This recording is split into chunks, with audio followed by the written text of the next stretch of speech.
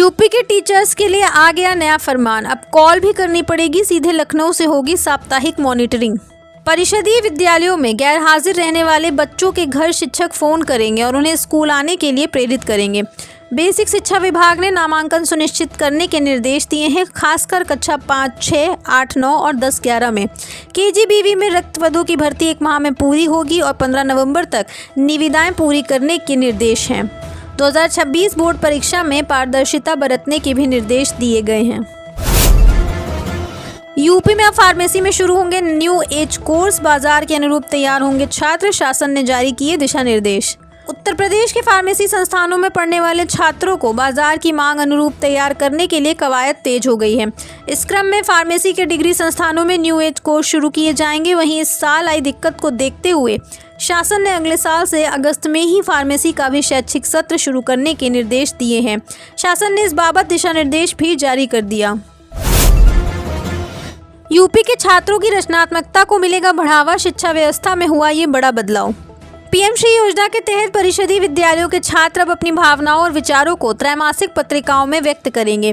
शिक्षा मंत्रालय की अनुमति के बाद जिला स्तर पर संपादक मंडल का गठन किया गया है। छात्र कविताएं, लेख और कहानियां लिखकर अपनी प्रतिभा दिखाएंगे। पत्रिका प्रकाशन के लिए बजट भी स्वीकृत किया गया है, जिससे छात्रों में रचनात्मकता को बढ़ावा मिलेगा।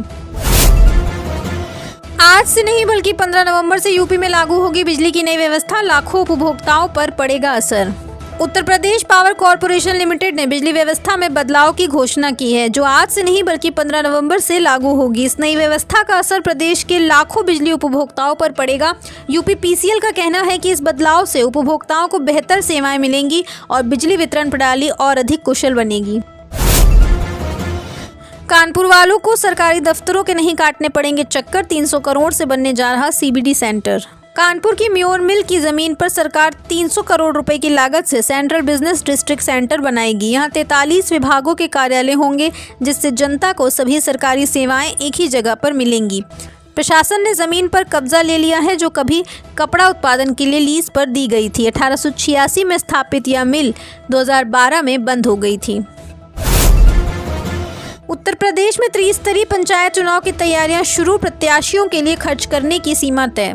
उत्तर प्रदेश में त्रिस्तरीय पंचायत चुनाव की तैयारियां शुरू हो गई हैं। राज्य निर्वाचन आयोग ने प्रत्याशियों के लिए खर्च सीमा तय कर दी है। ग्राम पंचायत सदस्य से लेकर जिला पंचायत अध्यक्ष तक के प्रत्याशियों के लिए अलग अलग खर्च सीमा निर्धारित की गई है।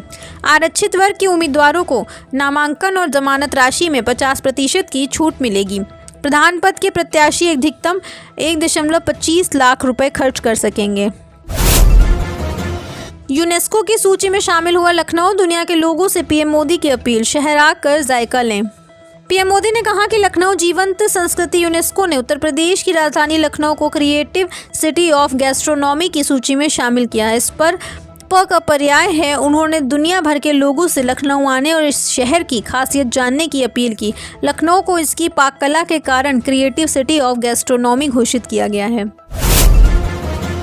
उत्तर प्रदेश में खत्म हुआ चक्रवात का असर, आज से दिन में दिखेगी तेज धूप, रात का तापमान बढ़ने का भी अलर्ट जारी।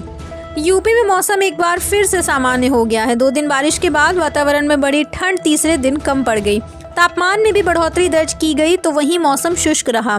मौसम विभाग के अनुसार अब आगे ऐसा ही मौसम रहने की संभावना है। प्रदेश भर में अधिकतम और न्यूनतम तापमान दोनों में वृद्धि दर्ज किए जाने के आसार हैं। नवंबर में रातें अपेक्षाकृत कम ठंडी रहने की संभावना व्यक्त की जा रही है। वाराणसी, लखनऊ और सहारनपुर को नई वंदे भारत का तोहफा, यूपी के करीब 20 शहर जुड़ेंगे, जाने ट्रेन रूट टाइम टेबल। प्रधानमंत्री नरेंद्र मोदी 7 नवंबर को 3 वंदे भारत ट्रेनों को हरी झंडी दिखाएंगे। इसमें वाराणसी खजुराहो रूट की ट्रेन भी शामिल है। रेल मंत्रालय ने रविवार रात को वंदे भारत एक्सप्रेस ट्रेनों का शेड्यूल भी जारी कर दिया है। इसके अलावा लखनऊ वंदे भारत एक्सप्रेस भी शुरू हो रही है, जिसे 26504, 26503 अप डाउन नंबर दिया गया है। डिजिटल अटेंडेंस के विरोध में उत्तरे प्रदेश भर के प्राथमिक शिक्षक भी बीएसए जारी कर रहे हैं वेतन रोकने का आदेश। उत्तर प्रदेश के परिषदीय विद्यालयों में बच्चों की डिजिटल अटेंडेंस को लेकर की जा रही सख्ती को लेकर विरोध शुरू हो गया। एक तरफ बेसिक शिक्षा विभाग हर दिन का डेटा जारी कर इसमें गति लाने के निर्देश दे रहा है, तो दूसरी तरफ शिक्षकों ने इसके विरोध में शनिवार को प्रदेश भर में प्रदर्शन कर ज्ञापन दिया। इसके माध्यम से उन्होंने इस निर्णय को निरस्त करने की मांग उठाई।